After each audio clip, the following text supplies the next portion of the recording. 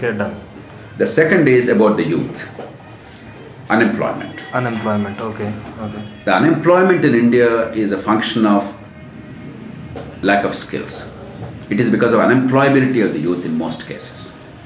We have mechanical engineers in India who do not know how to open the boot of a car or repair a scooter. Exactly. Yeah. And obviously the society cannot afford to give employment on the basis of a degree without the skill to actually generate wealth. We confuse between a degree and the skill or the wealth creating capacity. That is the fundamental confusion in the country. That requires restructuring higher education, but that will come later. That may take longer. But meanwhile, there is a pool of unemployed youth in Andhra Pradesh, probably about 15 to 20 lakh people. That is the best estimate that we have. They are all with a smattering of education. Some with degrees, many with intermediate or something, some with polytechnic, etc. But they are all unemployable because they have no skills.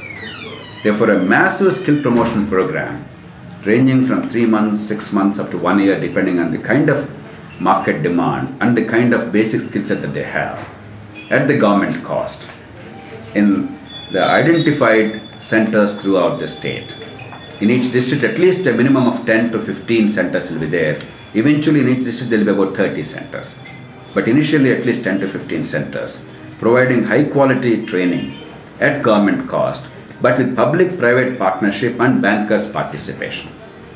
Without the private sector coming in, we won't even know what the market demands. The idea of bringing in the private sector in the banks is, private sector will know what is the kind of skill set that's required, and they will give, so that the workforce is now prepared to meet the challenges of the private sector as well as public sector. The bankers are required because many of these people with skills can also be self-employed. They can be employers rather than employees, in which case they require the initial capital. Yes. Only when the bank is involved initially in the training program and they know that the training is of good quality, there's apprenticeship involved, and these people can survive on their own in the market, can they get the funding required.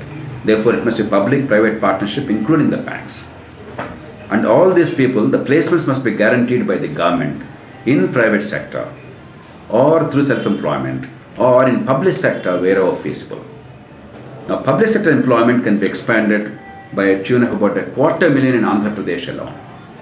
How? If we are talking about 100% education up to 12th grade, straight away in Andhra Pradesh we require more than 125,000 more teachers, in addition to what we have today, apart from higher quality teachers.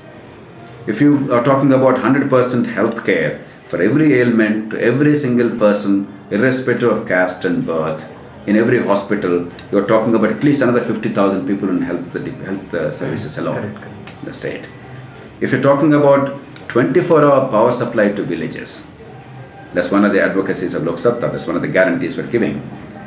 The power distribution alone in all of Andhra Pradesh, it will require at least 50 to 60,000 young people to be employed on a permanent basis and productively, so that the management of distribution with proper metering, proper minimization of distribution losses and transmission losses, and proper accountability and energy auditing can take place. So that alone will give 50, 60,000.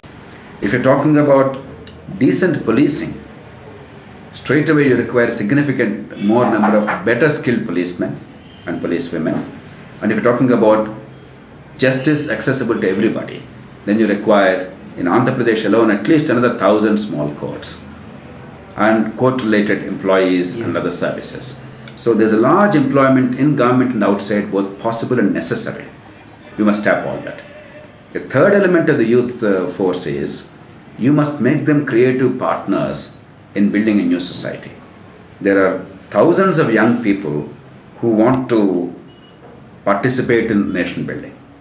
They are trying to build a village level community, a small youth association, and with their limited abilities and access, they are trying to do something or the other. But supposing we institutionalize this, supposing the government creates a national service corps, and any young person on a voluntary basis can join for 2 years, and during those 2 years he doesn't have to depend on the parents. The state will take it. It's not an employment, but the state will provide a stipend, let's say 3,000 rupees or 4,000 rupees a month. And during that time, they'll get a quick, short training. And then they can be utilized as the local government requires in education, when there is a short vacancy, or healthcare, or in preventing corruption, or educating people about right to information, or about superstitions. Even now there are pockets in Andhra Pradesh where child marriage has become almost a universal norm in some villages, or there are many other such abnormal superstitions. Unless people actually sit there, work with the community for 6 months, 1 year, 2 years, things happen. So they will be engaged in these activities depending on their own inclination and the requirement of the local government. But for those 2 years, they don't have to worry about livelihood. Once those 2 years are over, they will go back to their own personal lives. The society will gain immensely in 2 ways. In the short term, to provide a large number of services, you have people available, motivated, skilled people available, without any frills, without very high cost.